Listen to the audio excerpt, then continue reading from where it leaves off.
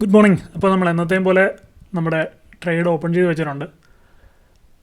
ടാറ്റ മോട്ടോഴ്സിൽ നല്ലൊരു volume കാണുവാണെങ്കിൽ by ചെയ്യാം എന്നുള്ളൊരു മൈൻഡിൽ നമ്മൾ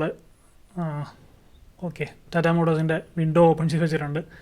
ഇങ്ങനെ വെക്കുന്നത് എന്തിനാണെന്ന് വെച്ച് കഴിഞ്ഞാൽ പെട്ടെന്നാണ് ചിലപ്പോൾ നമുക്കൊരു ഓപ്പർച്യൂണിറ്റി കാണുന്നത്. അപ്പോൾ ഈ വിൻഡോ ഓപ്പൺ ചെയ്ത് ക്വാണ്ടിറ്റിയൊക്കെ ടൈപ്പ് ചെയ്ത് വരുമ്പോൾ ചിലപ്പോൾ ഒരു ഹാഫ് റൺ കഴിഞ്ഞിട്ടുണ്ടാകും. അതുകൊണ്ടാണ് ഇങ്ങനെ ഓപ്പൺ ചെയ്ത് വെക്കുന്നത്. കാരണം നമ്മൾ സ്കാൽപ്പിംഗ് ആണ് ചെയ്യുന്നത്. സെക്കൻഡ് കൊണ്ട് ആണ് നമ്മൾ മാർക്കറ്റ് ഓപ്പൺ ആയിട്ടുണ്ട്. സെക്കൻഡ് കൊണ്ടാണ് നമ്മളൊരു ഓപ്പർച്യൂണിറ്റി ഡിറ്റക്ട് ചെയ്ത് അതിൽ നിന്ന് പ്രോഫിറ്റ് എടുത്ത് എക്സിറ്റ് ചെയ്യുന്നത്. സോ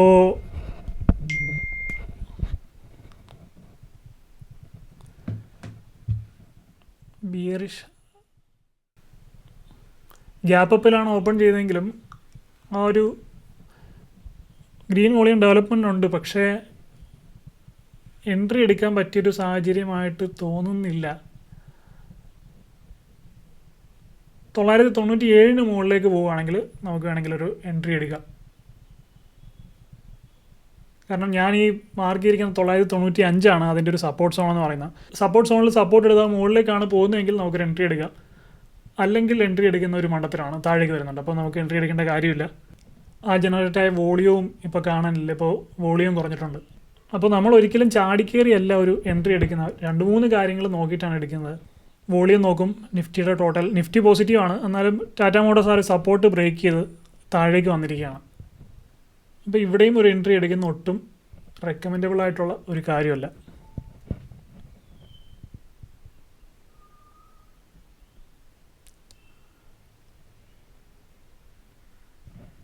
$991 അവിടുത്തെ ഒരു സപ്പോർട്ട് എടുത്ത് ആ ഒരു സപ്പോർട്ടിൽ വന്ന് നിൽക്കുന്നുണ്ട്. അതുപോലെ തന്നെ 5 EMAയും 991 2 സപ്പോർട്ട് അവിടെ ഉണ്ട്. അപ്പോൾ എനിക്ക് തോന്നുന്നു ഇവിടെ നിന്ന് ഇങ്ങനെ ഇതൊരു മുകളിലേക്ക് 995 വരെ പോകാനുള്ളൊരു ചാൻസ് കാണുന്നുണ്ട്. ഇവിടെ നിന്ന് ഈ 991 എന്നൊരു സപ്പോർട്ട് എടുത്ത് മുകളിലേക്ക് പോകാനൊരു ചാൻസ് കാണുന്നുണ്ട്. അപ്പോൾ ഇപ്പോഴും എനിക്ക് ഫുൾ കോൺഫിഡൻസ് കിട്ടുന്നൊരു എൻട്രി ലെവലായിട്ട് തോന്നാത്തതുകൊണ്ടാണ് ഞാൻ എൻട്രി എടുക്കാത്തത്. പക്ഷേ മോസ്റ്റ് കേസസ് ഇത് മുകളിലേക്ക് പോകാൻ നല്ല ചാൻസ് ഞാൻ കാണുന്നുണ്ട്. ഈ 995 വരെ പോകാൻ നല്ല ചാൻസ് കാണുന്നുണ്ട്. കാരണം 2 സപ്പോർട്ട് നമുക്ക് അവിടെ 5 EMA ഈ ഓറഞ്ച് കളറിൽ കാണുന്ന 5 EMAയുടെ ലൈനാണ്. അതിന് മുകളിൽ ഞാൻ മാർക്ക് ചെയ്തിരിക്കുന്ന ബ്ലൂ കളറിൽ കാണുന്ന ഒരു സപ്പോർട്ട് സോണാണ് 991. അപ്പോൾ ഇവിടെ നിന്നൊരു ഒരു ബുള്ളിഷായിട്ട് പതിയെ പെട്ടെന്ന് കയറി പോവില്ല, പതിയെ മുകളിലേക്ക് കയറി പോകുമെന്ന് എനിക്ക് കണ്ടിട്ട് തോന്നുന്നുണ്ട്.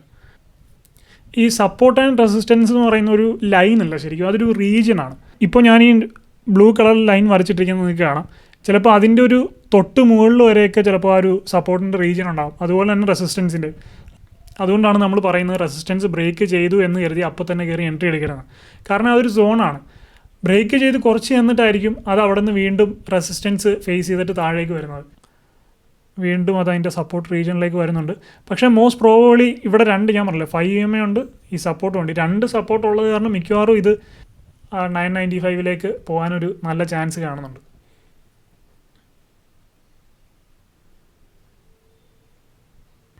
അപ്പോൾ എനിക്ക് പറയാനുള്ളത്, ഇമോഷണലി വൾണറബിൾ ആയിട്ടുള്ള ഒരാളാണ് നിങ്ങളെങ്കിൽ നിങ്ങൾക്ക് ഒരിക്കലും പറ്റുന്നൊരു കാര്യമല്ല ഇൻട്രാഡേ ട്രേഡിംഗ് എന്ന് പറയുന്നത്. അങ്ങനെയാണെങ്കിൽ നിങ്ങൾ തീർച്ചയായിട്ടും സ്വിംഗ് ട്രേഡ്സോ അല്ലെങ്കിൽ ലോങ് ടേമിലേക്കുള്ള ഇൻവെസ്റ്റ്മെൻറ്റ്സോ നോക്കുന്നതായിരിക്കും ബെറ്റർ.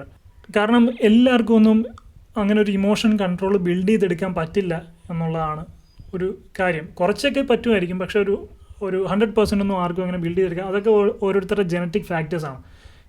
ചില ആളുകൾ വിഷമം വന്നാൽ ചെറുതായിട്ട് കരയും, ചില ആളുകൾ ഭയങ്കരമായിട്ട് കരയും, ചില ആളുകൾ തീരെ കരയേയില്ല. അപ്പോൾ പല രീതിയിലാണ് ആളുകളുള്ളത്.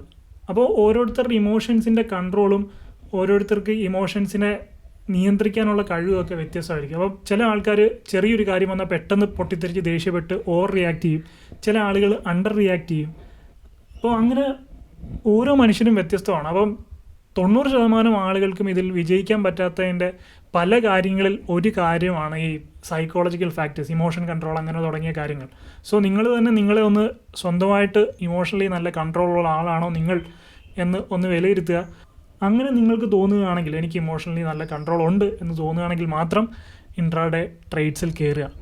അതുപോലെ തന്നെ എനിക്ക് പറയാനുള്ള, ഒരിക്കലും നിങ്ങളുടെ ജീവിതത്തിൽ ഒരു പ്രൈമറി സോഴ്സ് ഓഫ് ഇൻകം ആയിട്ട് ഇതിനെ കാണരുത്. ഇത് ഞാൻ പറഞ്ഞില്ല, ഒരു ജസ്റ്റ് ഒരു പൈസ ഉണ്ടാക്കാനുള്ളൊരു മാർഗ്ഗമായിട്ട് കാണാതെ ജസ്റ്റ് ഒരു എൻ്റർടൈൻമെൻറ്റ് പർപ്പസിന് വേണ്ടി അങ്ങനെ കാണുകയാണെങ്കിൽ തീർച്ചയായും എല്ലാവർക്കും ഒരു മിനിമം പ്രോഫിറ്റ് ഉണ്ടാക്കാൻ സാധിക്കും. കാരണം പലരുടെയും ചിന്ത എല്ലാ ദിവസവും ട്രേഡ് ചെയ്യണമെന്നാണ്. എല്ലാ ദിവസവും ട്രേഡ് എടുക്കണമെന്ന് ഒരു നിർബന്ധമില്ല. കാരണം എന്ന് വെച്ച് കഴിഞ്ഞാൽ പ്രോഫിറ്റ് ഉണ്ടാക്കുന്ന പോലെ തന്നെ ഇമ്പോർട്ടൻ്റ് ആയിട്ടുള്ളൊരു കാര്യമാണ് ഉണ്ടാക്കിയ പ്രോഫിറ്റ് നഷ്ടപ്പെടാതെ സൂക്ഷിക്കുന്നതും. അതുകൊണ്ട് തന്നെ ചില ദിവസങ്ങളിൽ ട്രേഡ് എടുക്കാതിരിക്കുന്നതാണ് നല്ലത്. കാരണം നമ്മുടെ ആ ഒരു പ്രോഫിറ്റിനെ സംരക്ഷിക്കാനായിട്ട് ട്രേഡ് എടുക്കാതിരിക്കുന്നതാണ് നല്ലത്. നമുക്ക് അത്ര കോൺഫിഡൻസ് ഇല്ലാത്ത ദിവസം ട്രേഡ് എടുത്തു കഴിഞ്ഞാൽ നമ്മൾ ഉണ്ടാക്കി വെച്ചിരിക്കുന്ന പ്രോഫിറ്റും കൂടെ പോകും. അപ്പോൾ എൻ്റെ ഒരു കാര്യം എന്ന് പറഞ്ഞാൽ ഞാനൊരു മാക്സിമം 9:25 വരെയൊക്കെ അങ്ങേ അറ്റം നോക്കും. അത് കഴിഞ്ഞിട്ട് നല്ലൊരു എൻട്രി കണ്ടില്ലെങ്കിൽ ഞാൻ പിന്നെ എപ്പോഴെങ്കിലും ഉച്ചയ്ക്കോ അല്ലെങ്കിൽ അത് കഴിഞ്ഞോ വന്ന് നോക്കാറാണ് പതിവ്. കാരണം നമ്മൾ ഇത് നോക്കിയിരുന്ന് വീണ്ടും സമയം കളയേണ്ട കാര്യമില്ല. ഒരുപാട് അല്ലാത്ത കാര്യങ്ങൾ നമുക്ക് ചെയ്യാനുണ്ട്. പതിയെ കയറുന്നുണ്ടത്. പക്ഷേ ഇപ്പോഴും എൻട്രി എടുക്കാൻ നമുക്കൊരു ബുദ്ധിമുട്ടുണ്ട്. കാരണം എന്ന് പറഞ്ഞാൽ ഞാനിവിടെ 995 ഒരു മുകളിൽ റെസിസ്റ്റൻസ് മാർക്ക് ചെയ്തിട്ടുണ്ടെങ്കിലും ചിലപ്പോൾ ആ ഒരു റീജിയൻ ആണെന്ന് ഞാൻ പറയില്ല. അപ്പോൾ 995 ഒക്കെ എത്താതെ ചിലപ്പോൾ താഴേക്ക് വരാം. അങ്ങനെയാണെങ്കിൽ നമുക്കൊരു 1.5 പോയിൻറ്റ്സ് ഒക്കെ കിട്ടുള്ളൂ. ഈ 1.5 പോയിൻറ്റ്സ് ഒന്നും കിട്ടിയിട്ട് നമുക്ക് ഒരു കാര്യമില്ല. കാരണം 160 രൂപ ബ്രോക്കറേജും ടാക്സും GSTയും കൂടെ പോകും. സോ അവിടെ ഒരു എൻട്രി എടുക്കാതിരിക്കുന്നത് തന്നെയാണ് നല്ലത്.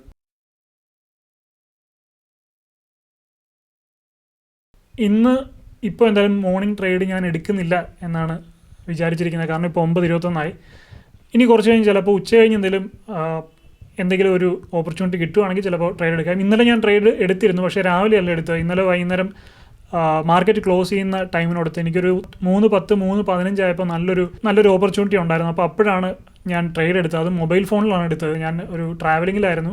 അപ്പോൾ പെട്ടെന്ന് ചുമ്മാ കയറി നോക്കിയപ്പോൾ നല്ലൊരു ഓപ്പർച്യൂണിറ്റി കണ്ടു.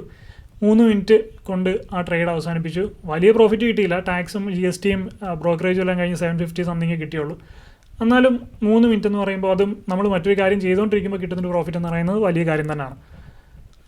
അപ്പോൾ അത് റെക്കോർഡ് ചെയ്യാനുള്ള ചാൻസൊന്നും കിട്ടിയില്ല. ഇന്നിപ്പം ഇതുവരെയായിട്ടും എനിക്ക് നല്ല ഓപ്പർച്യൂണിറ്റീസും തോന്നുന്നില്ല. അതുകൊണ്ട് രാവിലെ ട്രേഡ് എടുക്കണ്ട എന്നാണ് എൻ്റെ ഒരു തീരുമാനം. കാരണം ഞാൻ പറഞ്ഞ പോലെ പ്രോഫിറ്റ് ഉണ്ടാക്കുന്നതിനേക്കാളും ഇമ്പോർട്ടൻ്റ് ആണ് ഉണ്ടാക്കിയ പ്രോഫിറ്റ് നഷ്ടപ്പെടുത്താതിരിക്കുന്നത്. ഇത് വലിയൊരു ലെസണാണ്. എല്ലാവരും ഓർത്ത് വെക്കേണ്ട ഒരു കാര്യമാണ്. എല്ലാ ദിവസവും ട്രേഡ് എടുക്കണമെന്ന് ഒരു നിർബന്ധമില്ല. നിങ്ങൾക്ക് കോൺഫിഡൻ്റ് ആയിട്ട് നല്ലൊരു ഓപ്പർച്യൂണിറ്റി ആണെന്ന് തോന്നുകയാണെങ്കിൽ മാത്രം ട്രേഡ് എടുക്കുക. അല്ലെങ്കിൽ നേരത്തെ ഉണ്ടാക്കി വെച്ച പ്രോഫിറ്റ് കളയാതിരിക്കുക. നമ്മളിപ്പോൾ ഏകദേശം 10-15 ദിവസം കൊണ്ടുണ്ടാക്കിയ ഒരു 8,000-10,000 പ്രോഫിറ്റ് വെറുതെ ഒരു മോശം ഓപ്പർച്യൂണിറ്റിയിൽ കയറി എടുത്ത് നഷ്ടപ്പെടുത്താതിരിക്കുക. അപ്പോൾ എന്തായാലും മറ്റൊരു കാര്യം കൂടെ, നമ്മുടെ ബിഗിനേഴ്സിന് വേണ്ടിയുള്ള കോഴ്സ് വീഡിയോ എന്തായാലും നമ്മൾ ചെയ്യുന്നുണ്ട്. ഒരിക്കലും നമ്മളങ്ങനെ പെയ്ഡായിട്ടോ അല്ലെങ്കിൽ ഫീസ് വെച്ചോ ഉള്ള കോഴ്സുകളൊന്നും ഒരിക്കലും നമ്മൾ ചെയ്യില്ല. ഫുള്ള് ഫ്രീ തന്നെ ആയിരിക്കും. എനിക്കറിയാവുന്ന കാര്യങ്ങൾ ഒരു 10-15 വീഡിയോയിലൂടെ നിങ്ങൾക്കായിട്ട് ഷെയർ ചെയ്യാം. അപ്പോൾ ബിഗിനേഴ്സിനായിട്ടുള്ള ബേസിക് ലെവൽ മുതലുള്ളത് ഉടനെ തന്നെ അപ്ഡേറ്റ് ചെയ്യാം. അപ്പോൾ ചാനലൊന്ന് സബ്സ്ക്രൈബ് ചെയ്ത് ബെൽ ബട്ടൺ എനേബിൾ ചെയ്ത് വെച്ചേക്കുക. അപ്പോൾ അടുത്ത വീഡിയോയിൽ കാണുന്നവരെ I am Adil Hussain signing of.